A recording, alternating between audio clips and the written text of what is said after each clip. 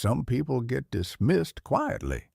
A look across a dinner table, a tone on the phone, the kind of smallness that accumulates like dust until one day you realize you can't see the surface anymore. Me? My daughter-in-law looked me in the eye in my own kitchen on a Wednesday evening and said, with the calm of someone who had rehearsed it, "Thomas, let's be honest. You have nothing left to give us." I said nothing. I drove to the storage unit the next morning at 7:14 a.m. I opened the door. I called the auction house at 8:02, $214,000. She found out on a Thursday. My name is Thomas Whitfield. I am 69 years old. I taught high school American history for 22 years in Raleigh, North Carolina, coached the varsity debate team to 3 state championships, and retired 9 years ago to a house on Meriwether Lane that my wife Margaret and I bought in 1987 for $112,000, and which is now worth something considerably north of that. Not that anyone who matters asked. I drive a 2016 Subaru that has 94,000 miles on it and one dent above the rear left wheel well from a parking garage incident I have never fully resolved in my conscience. I wear the same 4 pairs of shoes in rotation. I have had the same haircut since 1993. Nobody at that dinner table on Wednesday knew about the storage unit. That was the point. I need to tell you about Margaret before I tell you anything else, because without Margaret, none of this makes sense, and with her, it makes all the sense in the world. Margaret Elaine Whitfield, née Fogarty, spent 41 years being the most interesting person I had ever met, which is a thing I said out loud to her approximately twice, and thought every single day of our marriage. She was a librarian, then a children's library director, then a consultant who traveled to underfunded school districts across 3 states and built their collections from scratch with a budget that would have embarrassed most people and an eye that embarrassed nobody. She could walk into a thrift store and come out 40 minutes later with a 1923 first edition she'd found behind a water-damaged Dan Brown. She could walk through an estate sale and pick the 3 things in the room that everybody else had walked past. She had what her friend Dolores called provenance vision, meaning she could see what something was through what it looked like, through the scratches and the grime and the wrong frame and the dust and the decades of other people not knowing what they had. She collected things, carefully, quietly, over 41 years. Not hoard, collect. There is a difference that matters enormously. Hoarding is accumulation without intention. What Margaret did was intentional, researched, and organized with the same systematic thoroughness she applied to library collections. She kept records. She had a ledger, actual pen and paper ledger, cataloging every acquisition, date, provenance, condition, estimated value at purchase, notes on authentication. The ledger was updated every time she added something and reviewed every New Year's Day the way I balance a checkbook. She made me review it with her every year. I thought it was an amusing ritual for the first decade. By year 20, I understood it was not a ritual at all. When Margaret died, 4 years ago, pancreatic cancer, 11 weeks from the diagnosis, she never quite believed to the end she handled with the same organized competence she applied to everything. She had been running that storage unit for 19 years. I want to be careful about the timing here because it matters. 19 years ago, our son Alan was 26. He had been living at home for the previous 2 years, following a period that we handled as parents handle these things, without labeling it publicly and with more patience than either of us ever admitted to the other. Alan got his footing eventually. He moved to Charlotte. He got a job in commercial real estate. He met a woman named Denise at a company function in 2007, married her in 2009, had 2 children I love, Mason and Clara, and built a life that from the outside looked like the right life at the right pace. Margaret started the storage unit the year Alan turned 26. I asked her once, in year 4 of it, whether there was a connection. She thought about it for a moment, which she did with everything, and then she said, "Thomas, I love our son, and I love you, and I am keeping our options open." She said it very pleasantly, like she was talking about contingency planning for a camping trip. I filed that sentence away, in the place where I file things I am not done with yet. Margaret and I never told Alan about the storage unit. Not a decision we sat down and formalized. More like a shared understanding that arrived gradually and never required a meeting. Alan knew we were comfortable. He knew the house was paid off. He knew we had retirement accounts and a modest portfolio and my pension from the school district. He knew the broad shape of our finances the way children know the broad shape of their parents' lives, which is to say, he knew enough to feel oriented and not enough to feel threatened. He did not know about the storage unit because it was Margaret's, and Margaret's things were Margaret's until she decided otherwise. That was a rule in our house, not a spoken rule, just a fact, like gravity. The unit is at a climate-controlled facility on Morrison Boulevard, 20 by 20 feet, concrete floor, metal shelving. I installed myself in 2006 when the inventory required organization. I have had the same lock on it since 2004, one key. It has always been on my key ring, between my car key and the house key, and because it is a plain brass key without any marking, and because nobody who has ever been on my key ring has thought to ask about it, it has been invisible for 19 years. That is the most sophisticated security system I have ever encountered. Not a code, not a camera, just the consistent, reliable invisibility of a thing nobody bothered to look at. Let me tell you what's in the unit. Not everything, because some of it I have not yet fully cataloged without Margaret's eye helping me, and because the auction house spent a week doing it better than I could. But the things I knew about because Margaret had shown me and explained to me over the years. 31 paintings, ranging from a 1940s American regionalist oil that Margaret found at a yard sale in Greensboro for $40 in 1998 to a small watercolor by a regional North Carolina artist who died in 1971 and whose reputation had been quietly growing in academic circles for a decade before Margaret acquired 3 of his pieces from an estate in Asheville in 2011. Not Picasso's, not Rembrandt's, but real, documented, authenticated work by real artists, acquired at prices that reflected Margaret's eye rather than the market's consensus.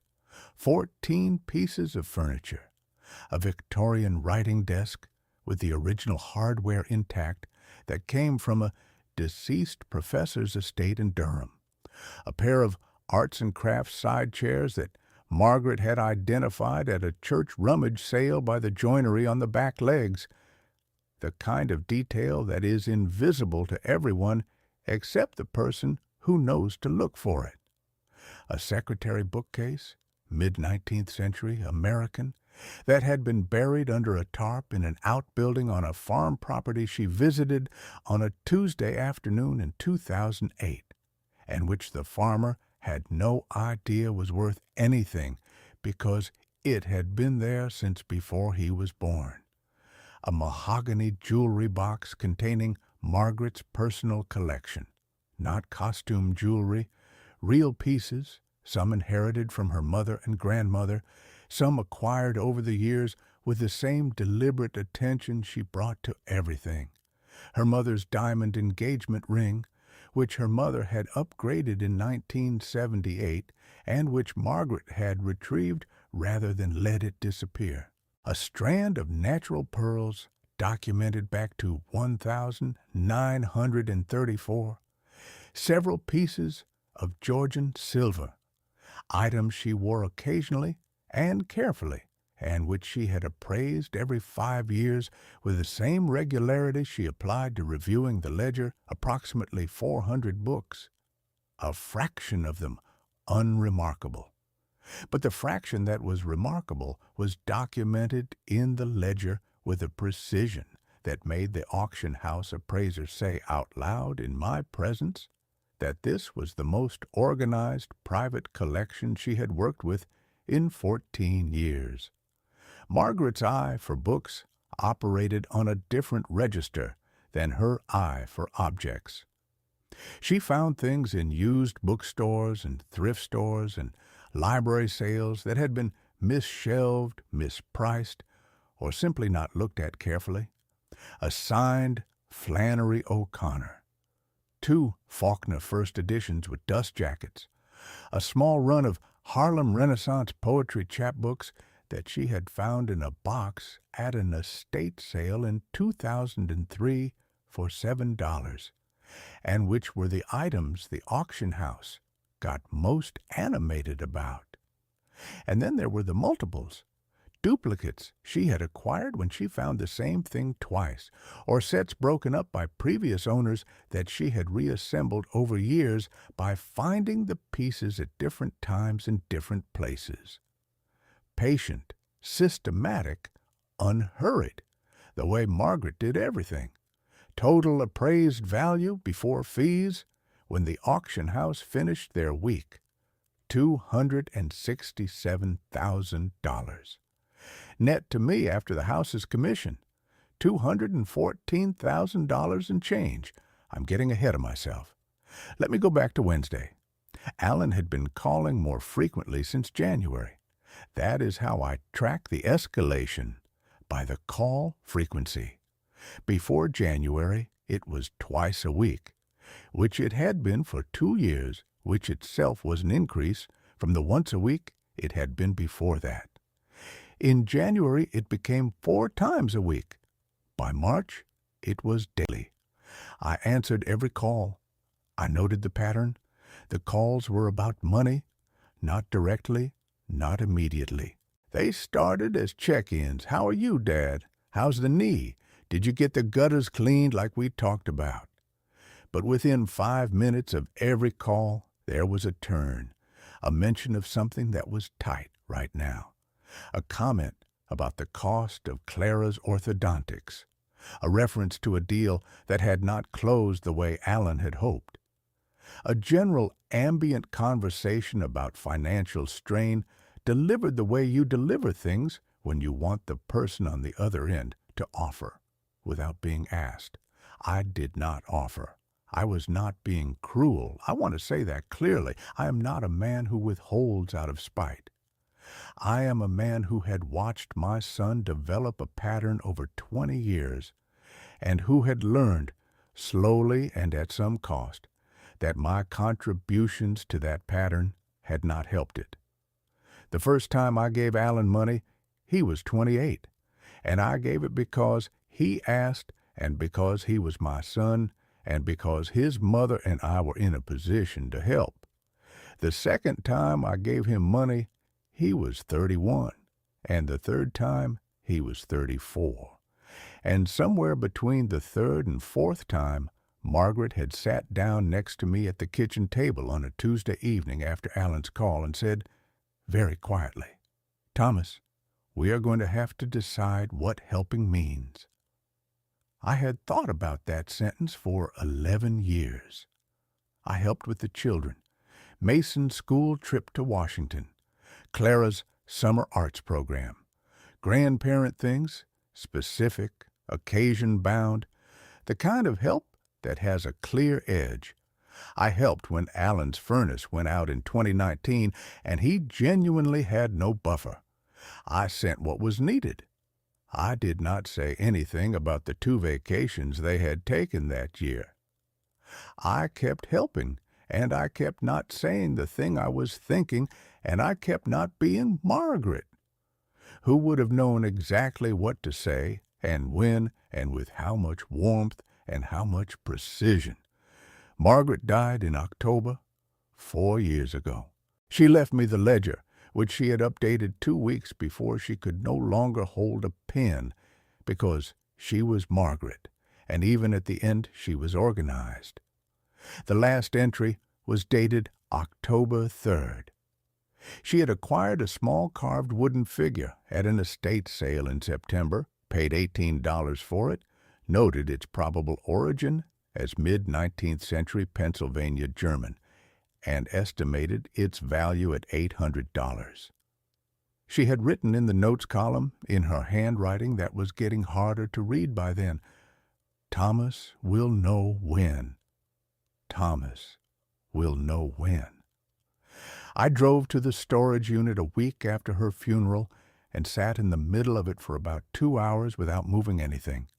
Just sat there among everything she had found and saved and cataloged and protected, and thought about 41 years and 11 weeks, and the specific weight of a key on a key ring that has been there long enough to feel like it belongs. I closed the unit and drove home.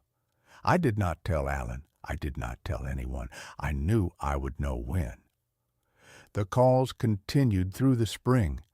In April, Denise joined one of them. This was new. Denise had always communicated her preferences through Alan, the way certain people communicate through intermediaries, not because they lack the confidence to speak directly, but because maintaining the distance gave the preferences a kind of deniability. I had been Alan's wife's father-in-law for 15 years, and I could count the direct, unmediated conversations I had had with Denise on one hand and still have fingers left. She joined the April call and said, "Thomas, we're not trying to put pressure on you. We just want to make sure we're all on the same page about the future." The future? What page was that exactly? Alan had been, I would find out later, through a conversation with a man named Greg Paulson, who was Alan's oldest friend and who felt I deserved to know, telling Denise and telling Greg that he expected to receive a significant inheritance from me, not a general expectation. A specific one, he had apparently said, in Greg's hearing, that the house alone was worth over $400,000, and that his dad had retirement accounts and they would be fine when it came through. He said this not as a wish, but as a financial planning fact. He had apparently been saying it for years. Greg told me this the way he told me because he thought I should know what was being planned around me, and because Greg is a decent man who has known my son since they were 11, and who loves him the way you love a person whose blind spots you have watched develop over decades without being able to stop them. I thanked Greg. I filed it in the column with everything else. The visits began in May. Alan and Denise, without the children, which was itself information. Mason and Clara soften everything. Without them, the visits had a different texture, more efficient, more pointed. The way a conversation is different when you remove the things that remind people to be human with each other. They came for dinner in May, and for a Sunday lunch in June, and for another dinner in July, and each time the conversation had the same shape. Warm for the first hour, then a turn toward the financial, then a mention of the house or the accounts or some version of the future and what planning made sense, and then a warm exit as if the middle part had not happened. I cooked, I was a decent cook before Margaret died. I became a more deliberate cook after because cooking is the kind of attention you can give a thing that uses your hands and keeps the other part of your brain occupied, and because I had learned from 41 years of watching Margaret that deliberate attention applied to ordinary things is not a small consolation. It is actually quite a large one. I did not say anything during the dinner conversations about the direction they kept pointing. I answered questions. I changed the subject when it seemed natural. I talked about Mason's soccer and Clara's drawing and how Greg and his wife Linda were coming for a long weekend in September. I was pleasant. I was warm. I was, according to my own self-assessment and the separate assessment of my neighbor Vic, who had known me for 23 years and who dropped in occasionally for coffee, completely and disconcertingly fine. Vic said once, "Tom, you seem remarkably fine for a man whose family is circling him." I said, "Vic, the key word there is seem." He laughed. He was the only person besides Margaret who understood my humor, which is dry to the point of desiccation and completely without performance. Margaret used to say I was the only genuinely funny person she had ever met who never seemed to be trying. I considered that the finest compliment I had ever received. The Wednesday happened in August. I want to tell you about the Wednesday not because it was dramatic. It was not dramatic in the way those things usually are, but because the specific plainness of it was what mattered. It happened at 6:47 in the evening. I know because I checked the clock on the microwave when they came in, and because I have a habit of noting times during significant events that I developed in 22 years of classroom management, where knowing exactly when something happened and being able to state it clearly was occasionally the difference between a fair outcome and an unfair one. Alan and Denise had come for dinner, unannounced, which was new. Alan called from the driveway. I said, "Come in, the door's unlocked the way it always is." They came in. Denise was wearing the expression she wore when she had decided something, which was a compressed quality around the mouth and a directness in the eyes that was different from her usual social directness. Alan was wearing the expression he wore when Denise had decided something and he had agreed to it, which was a studied calm that never quite covered the tells. I had made pot roast.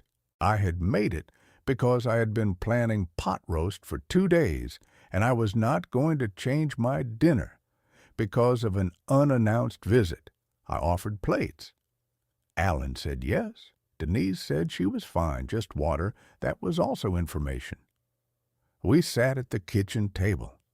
Margaret's kitchen, the yellow walls she picked in 2001 that I have never repainted because I cannot locate a version of this kitchen without that yellow. Alan ate. Denise held her water glass. We talked about the kids for 11 minutes. I timed it because I was tracking the shape of the conversation and I knew the turn was coming. It came at the 17-minute mark. Alan said, "Dad, we need to talk about some things." I said, "All right." He said, "We've been doing a lot of thinking about the future and about what planning makes sense for you and for us, and we want to be honest with you about where things stand." I said I appreciate that. He talked for about 4 minutes. He talked about their finances, not in detail, but in the tone that conveys strain, without specifying its source, because specificity would require accountability, and the conversation was not structured for accountability. He talked about the kids. He talked about plans they had been making, some investments he was looking at, some renovations to their house that had been deferred. He talked about wanting to be on the same page. Then Denise spoke. She said it the way she said everything that she had prepared, clearly, without decoration, with the specific confidence of someone who has rehearsed a sentence enough times that they have stopped being able to hear how it sounds to the person receiving it. She said, "Thomas, let's be honest. You have nothing left to give us. I want to be precise about the silence that followed. It lasted approximately 4 seconds.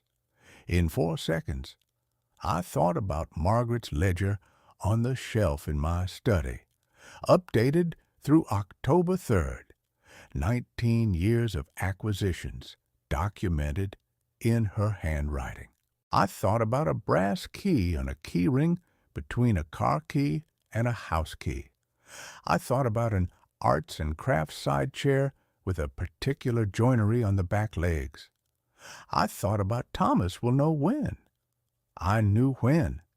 I said, "You're probably right." Denise nodded in the way people nod when they expected resistance and are recalibrating around its absence. Alan looked at the table. He looked at it the way he has looked at things since he was 9 years old, when he did not want to look at me. Alan's face has never learned to be neutral when he is uncomfortable. It was one of the things Margaret loved about him. She called it his honest face. The face that tells you exactly what he is thinking precisely when he would prefer you not to know. His face was saying something I was not going to pursue at the dinner table. I said, "I'll think about all of it. Let me get you some more water." They left at 8:15. I stood at the kitchen window and watched Alan's car pull out of the driveway, and I thought about a pot roast that was mostly untouched, and Margaret's yellow walls, and the specific arithmetic of a sentence that was meant to diminish me, and had instead told me exactly what I needed to know about where we were. Nothing left to give. 19 years of climate-controlled storage on Morrison Boulevard would like a word. I went to my study. I opened the middle drawer of my desk, the one I have kept locked since Margaret died, and I took out the ledger. I sat with it for a while, read the last entry in her handwriting, read the notes column. Thomas will know when.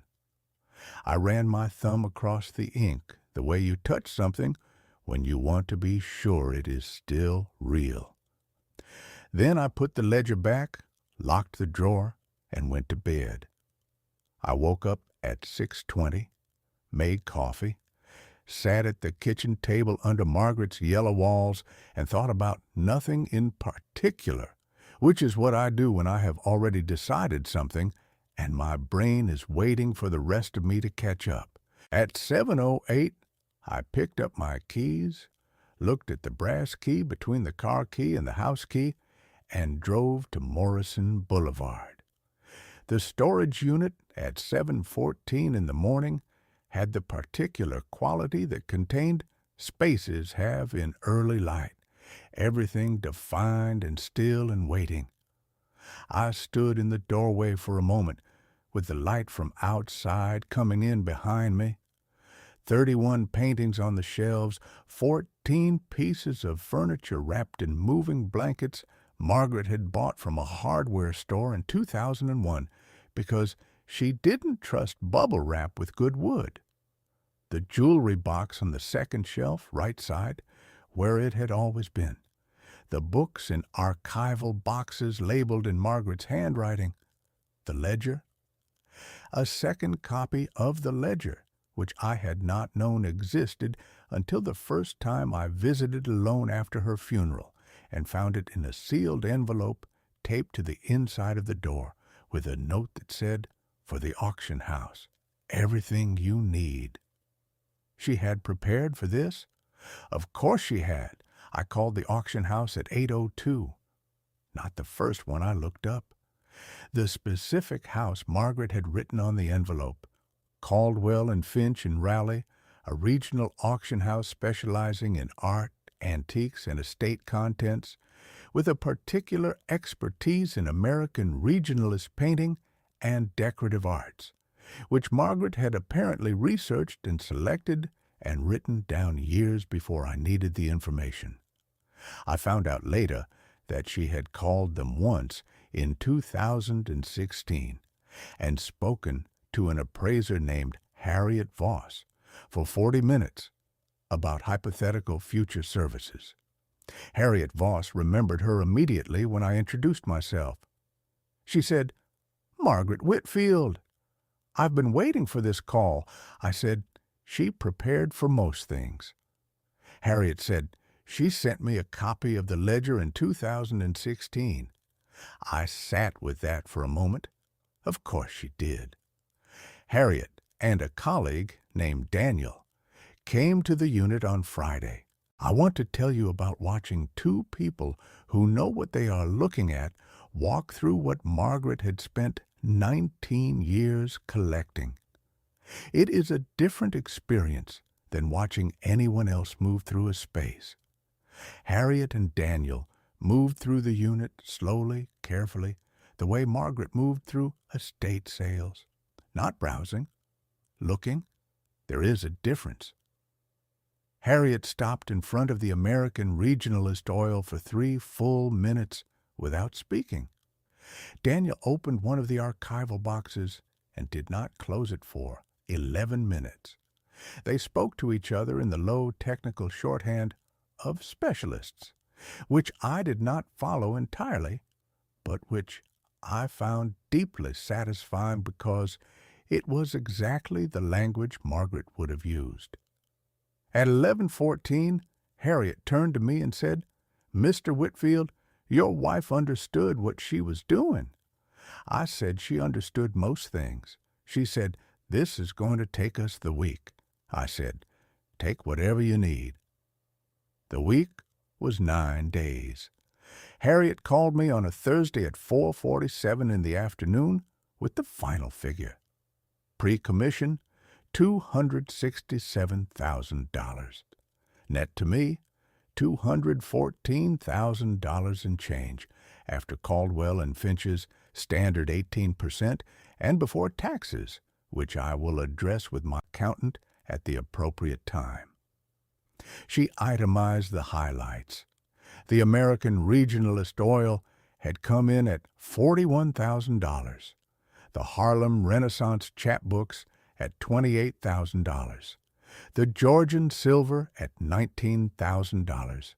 The Victorian Writing Desk at $12,500. The Faulkner Firsts at $11,000 each. The signed Flannery O'Connor at $8,200. The Pennsylvania German carved figure, the last thing Margaret ever added, the $18 she paid for it in September, $940. I sat in my study chair while Harriet read the list. I thought about 41 years. I thought about a woman who could see what something was through what it looked like, through the scratches and the grime and the wrong frame and the decades of other people not knowing what they had. I thought about the specific arithmetic of Providence vision applied over 19 years to a 20 by 20 room on Morrison Boulevard. I thought about Thomas will know when. I said, "Harriet, thank you. Thank you for how carefully you handled all of it." She said, "It was entirely our pleasure." She paused. She said, "Mr. Whitfield, does your family know about this collection?" I said, "They're about to. I want to tell you about the 9 days before Harriet called, because those 9 days were their own thing, and I think they matter. I did not tell anyone about the appraisal while it was in progress. Not Greg, not Vic, not Alan. I went to Morrison Boulevard twice during the week, once on Monday when Harriet and Daniel were there, and once on Wednesday when I wanted to see the paintings in the light without anyone asking me questions. I stood in front of the American Regionalist Oil for a long time on Wednesday, It is a landscape, a field, probably Ohio or Indiana, mid-century, in that particular amber light that American painters of that era could do with oils in a way that still surprises me. Margaret had found it at a yard sale in Greensboro in 1998 for $40, in a pile of framed prints that included 3 Thomas Kincaid reproductions and a cross-stitched verse from the Proverbs. She had known it was real within 30 seconds of picking it up. She had paid $40 and placed it in the unit and written 4 lines in the ledger and never mentioned it to anyone. I stood in front of it while 2 specialists cataloged 30 years of her attention in the adjacent shelving, and I thought about what it means to see something clearly. It means 2 things. It means having the knowledge to identify what you are looking at, but it also means being willing to look, which is different from knowledge and more fundamental. Most people do not look. They glance. Glancing requires nothing. Looking requires you to be prepared to find something you are not expecting and to let that unexpected thing change what you thought you understood. Margaret looked at everything, at yard sale paintings and thrift store bookshelves, and her husband and her son. She saw them as they actually were rather than as she expected them to be. She made decisions based on what she saw rather than what would have been more convenient to see. I drove home, made lunch, and I called Patricia. Patricia is Alan's sister. My daughter, 44 years old, teaches elementary school outside Asheville, has her mother's eyes. I had called her in June, 2 weeks after the first dinner that went sideways, and I had told her what was happening, not because I wanted her to intervene, but because Patricia deserved to know the shape of things, and because she had been asking careful questions on our Sunday calls that told me she already suspected most of it. She had said, "Dad, I know." She said it with the specific tiredness of a sibling who has been watching a pattern for years from the outside. She said, "I've been waiting for you to tell me for about a year." I said I wasn't sure what there was to tell yet. She said, "There's always been something to tell. You just needed to be sure about what you were going to do about it." I called her on Wednesday from the kitchen, told her the appraisal was in progress. She was quiet in the way she goes quiet when she is being careful. Then she said, "Dad, what are you going to do with it?" I said, "I have some thoughts." She said, "Are the kids' college accounts in those thoughts?" I said, "First line." She exhaled, a sound I recognized. The exhale she has had since she was 15, and something she had been worried about finally resolved. She said, "And Alan?" I said, "I'm still deciding about Alan." She said, "Dad, can I say something?" I said, "Patricia, you've never needed permission." She said, "He is not a bad person. I know what he's been doing, and I know what Denise said, and I know how that landed, and none of it is good. But he is not a bad person. He is a person who got comfortable with a set of assumptions and stopped interrogating them, which is a different thing from bad, even though the effect can look similar from where you're standing." I said, "I know that." She said, "Does he know you know that?" I said, "I'm going to make sure he does." She said, "Okay." She paused. Then she said, "Mom would have handled this better than either of us." I said, "She handled it better than both of us. She started handling it in 2004. Patricia laughed. The real one. The one with her mother's pitch. The one that still catches me sideways when I am not expecting it. She said, $18 for the carved figure. I said, $940. She said, "Of course it is."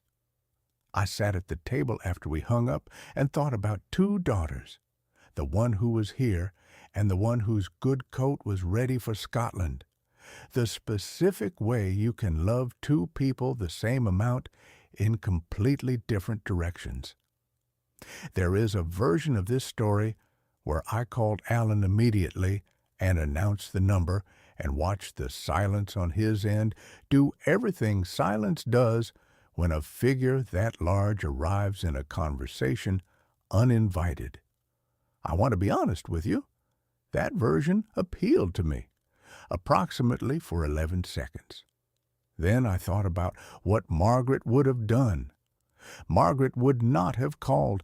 Margaret would have let the information travel on its own, through its own channels, at its own pace, because she understood that the most lasting thing you can give someone is not a fact, but an experience of discovering the fact, and that how a thing arrives is part of what it means. I did not call Alan. I called Greg Paulson. Greg had told me what Alan had said about the inheritance in the house and being fine when it came through. Greg was a decent man who had felt guilty about telling me since he told me, and who had been waiting, without knowing he was waiting for some form of resolution that would let him stop feeling guilty. I told Greg the number. I told him how it came to be. I told him about Margaret's ledger and the envelope on the inside of the door and Harriet Voss and the 9-day appraisal. I told him about the $18 and the $940. Greg was quiet for a long moment. He said, "Tom, she planned this." I said, "She planned most things." He said, "What are you going to do with it?" I said, "Some of it I know. Some of it I'm still deciding." He said, "Does Alan know?" I said, "Not yet." Another pause. Greg knowing exactly what I was not saying, because Greg has known me since Alan brought him home when they were 11, and because 11 years of watching a person's father gives you a certain read on that person's father that most people do not have. He said, "Tom, how long do you think it takes information to travel from me to Alan?" I said, "About 6 hours, if Carolyn's in the loop." His wife, Carolyn, had been Denise's friend since before Denise and Alan met. I had always found this fact interesting and had never said so. Greg said, "You want her in the loop." I said, "Greg, I didn't call you at 5 in the afternoon on a Thursday and tell you $214,000 because I wanted to keep it quiet." He laughed. "The real one." I said, "Give it 6 hours." The call from Alan came at 11:23 that same Thursday evening. Not the daily check-in tone. A different register, higher and faster, the voice he uses when something has rattled the frame he has been building. I let it ring 4 times, which is one more than usual, just to let the Thursday settle into itself a little more. I answered. I said, "Alan." He said, "Dad." His voice doing 3 things at once, surprise and recalculation and something that was trying to locate itself somewhere between those two. He said, "Greg called me." I said, "I know." He said, $214,000. I said $214,280 before taxes. A silence, the kind that has arithmetic in it. Alan's particular silence, when he is running numbers, has a texture I have known since he was in high school, a held quality, like he has temporarily suspended breathing while processing. He said, "I didn't know." I said, "I know you didn't." He said, "Mom's things, all those years." I said, 19 years, since 2004. He said, "And she never said anything." I said, "She told me one thing. She said we were keeping our options open." He was quiet again. He said, "Dad, what are you going to do with it?" I said, "I'm going to do several things, some of which I have already decided and some of which I am still deciding. I am going to fund Mason's college account and Clara's college account in full. That is already done. I set those up this morning with the first disbursement from the sale. Your mother would have been inflexible about that. He said, okay.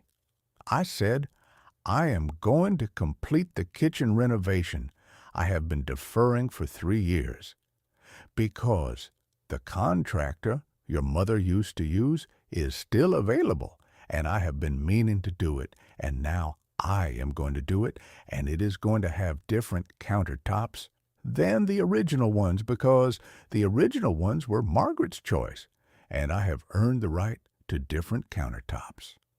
He said, okay. I said, I am going to take a trip. 2 weeks in Scotland, because Margaret and I planned that trip in 2016 and did not take it because life moved faster than we expected, and I am going to take it for both of us and bring her good coat. He said nothing. I said, Alan, I want to say something, and I want you to hear all of it before you respond. He said, okay. I said, your mother spent 19 years building something quietly without telling anyone as a resource, not for any specific plan, as a resource. The kind of thing you build when you understand that the people you love sometimes need options more than they need explanations. She was smarter than I have ever given myself credit for understanding, and I understood her fairly well. I paused. I said, she built it during years when we were helping you in ways that were not always the most useful ways to help. I am not saying this to make you feel guilty. I am saying it because I think it is true and because I think you are old enough to hear true things about yourself without them destroying you, which is something I was not always sure of and am now fairly confident about. He was very quiet. I said, I have not decided what, if anything, I am going to share with you and Denise beyond the grandchildren's college accounts. That is not decided because I am still deciding it. What I have decided is that the deciding is mine. Not because I want to punish anyone, because it is mine. He said, I know, Dad. I said, the key thing I want you to understand is that nothing left to give was a statement about me that was made without the information required to make it accurately. Your mother understood this.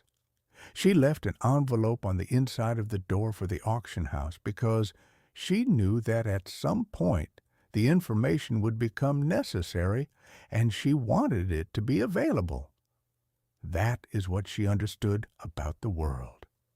That the right information available at the right time is the most generous thing you can give someone.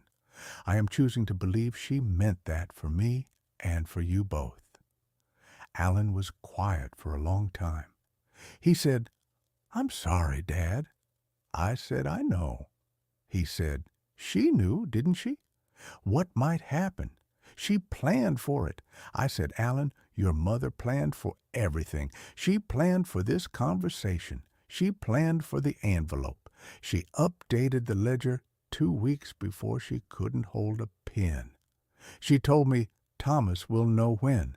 The one thing she did not plan, because she was incapable of planning it, was how proud I am that her $18 carved figure turned out to be worth $940. He laughed, a real one, short and surprised. The laugh he has had since he was 8 years old that comes out before he can stop it. I said, Good night, Alan. He said, Good night, Dad. I sat in the study for a while after, Margaret's ledger on the shelf, the kitchen yellow through the doorway, the specific weight of a Thursday evening when the information has traveled where it needed to go. I poured 2 fingers of Maker's Mark, which is not the best bourbon, but is the one Margaret bought me because she could never remember the brand I preferred, and eventually I stopped correcting her, because her version became my preference, which is how 41 years works. I sat in my chair. I thought about Harriet Voss waiting for a call since 2016. I thought about an envelope taped to the inside of a storage unit door for years, patient as everything Margaret ever did. I thought about a woman who could see through dust and distance and wrong frames to what something actually was. The auction closes in stages over 3 months. Harriet said December for the final disbursements. I will have the full accounting by the end of the year. Denise called on Saturday, 2 days after Thursday. She called my direct line, which she had never called in 15 years, and she spoke differently than she had ever spoken to me in 15 years. Not the intermediary voice and not the compressed mouth decision voice. Something flatter, less directed.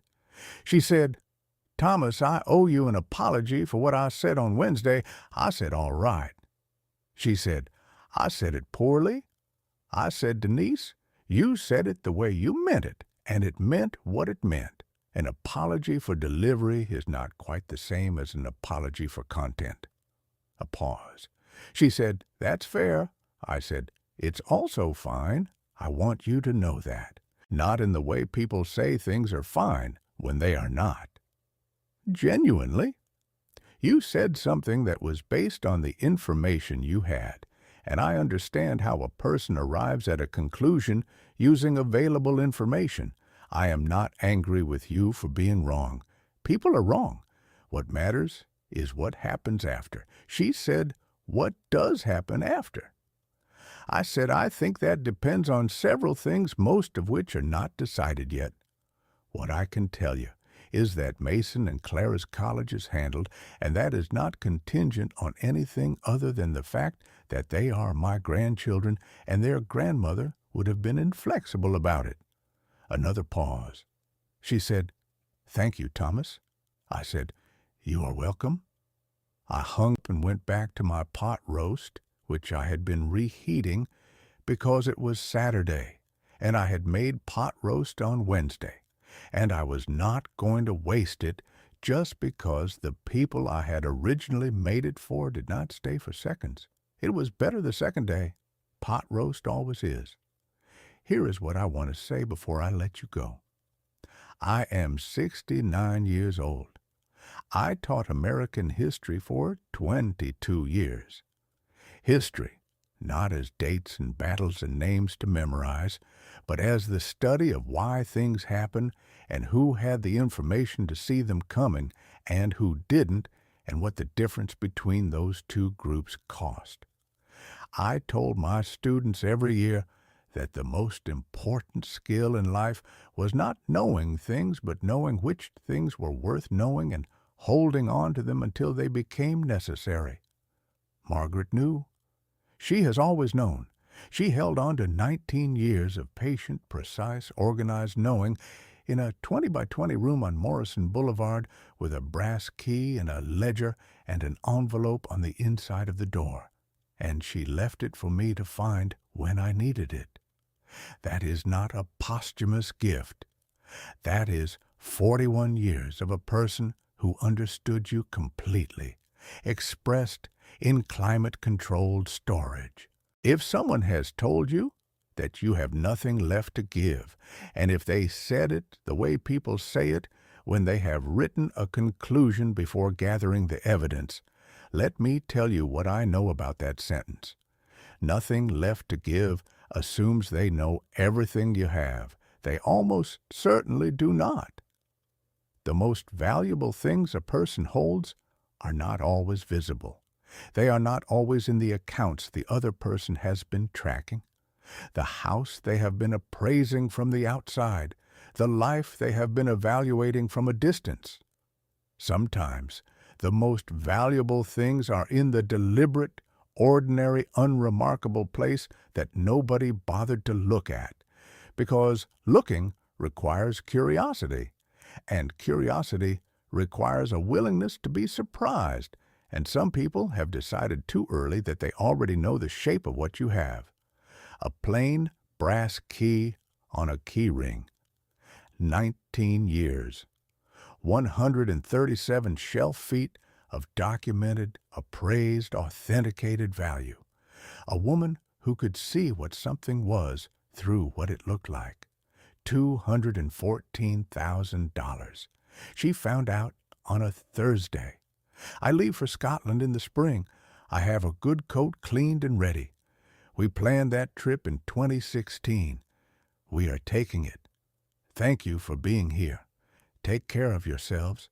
And whatever you're holding on to quietly, for the right time, hold on to it. You will know when